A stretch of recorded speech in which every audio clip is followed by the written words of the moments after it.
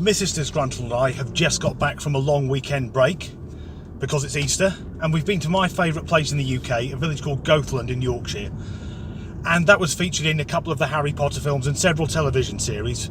It's very oldie worldy, very relaxed, but because it's a bank holiday weekend in the UK, it meant it took fucking ages to get there because of the usual problems we have. First off, as I've mentioned many times before, as soon as the sun comes out in the UK, every local authority digs up every major road and then leaves it till fucking autumn. And crucially, in other countries, when there are traffic jams, you see the police there to try and clear it, but they don't do that in this country. That's because whenever it's sunny at a weekend, all the local boys and girls in blue, they're not out on the main roads. No, they're out on the B roads, hiding in hedgerows with their speed guns, trying to nick someone doing 2 miles an hour over the speed limit. Because, first of all, that's the easiest nick in the world, and secondly, they can sell the footage to whatever satellite TV company's making a programme called Police Highway Patrol Stop Kill Death Explosion. Then you have the problem of the scooterists, because every bank holiday weekend, scooterists, who are not people, they're men, not women, men who ride Vespers and Lambrettas, they like to go to the seaside and pretend it's 1968. Now, I've never really understood scooters because all the powered two-wheelers I've had have been proper motorbikes, where the petrol tank sits between your legs and they have loads of speed and power. Whereas scooters, well, that step-through design was done in order that women could ride it wearing a skirt.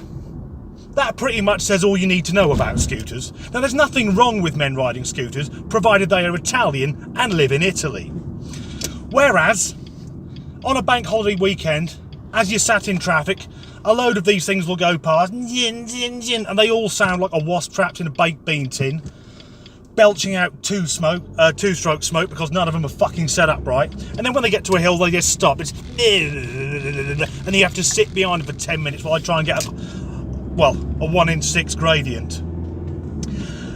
And then, actually, that's another thing. I used to know a guy who had a scooter who'd go, oh, I've had it tuned up now, it does 80. And I thought, well, fuck me, my 750 does that in second gear. And then the biggest problem on the roads, of course, are the selfish bastards, the caravanners. Because every bank holiday, they're up early, attaching their caravan that looks like an overinflated, ice cream tub to the back of their Vauxhall Insignia Turbo Diesel or whatever Kia it is they happen to own.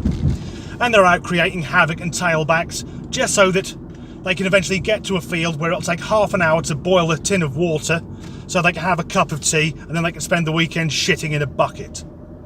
But eventually we got to Goathland, and I had an ulterior motive because, as well as doing the Disgruntled Danny videos, I also have a full-time day job, I'm happily married, I have an active social life, but something I've never mentioned before is I'm the guitar player in a heavy metal band.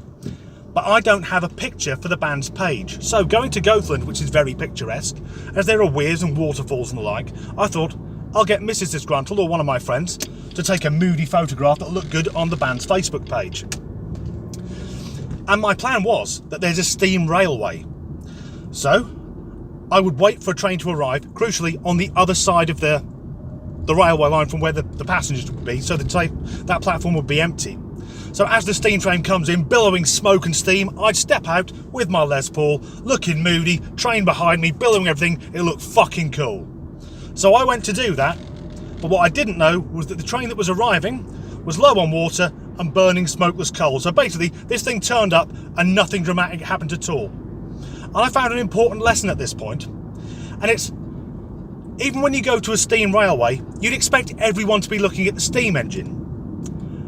But if, for reasons they're not clear of, there's suddenly a man on the opposite platform with an electric guitar, he becomes the fucking focus of attention. So, suddenly I had camera phones going off everywhere and kids waving at me, so I thought I'll play it cool. So I wave back, take a few photos, and then I hear a click next to me, an SLR. And there's a group of fucking German tourists on my side of the platform. Now my mate who I'm with, being the bastard that he is, stands up and goes, no paparazzi, no paparazzi. So they all think I'm someone fucking famous. Oh, which, no, we're not paparazzi, just photos. So I end up posing for pictures with these fucking krauts who've got no idea who I am. And if this wasn't surreal enough, the mate I'm with is a fucking lord. So when these Germans get back to the fatherland, they're going to upload it on I know, das Facebook, Achtung Spitfire, and at some point someone's going to ask, why is there a member of the British aristocracy with this unknown guitar player? Sometimes people ask me, do you not feel embarrassed? And if I can give you any advice at this, don't feel embarrassed. Dignity and self-respect are fucking overrated.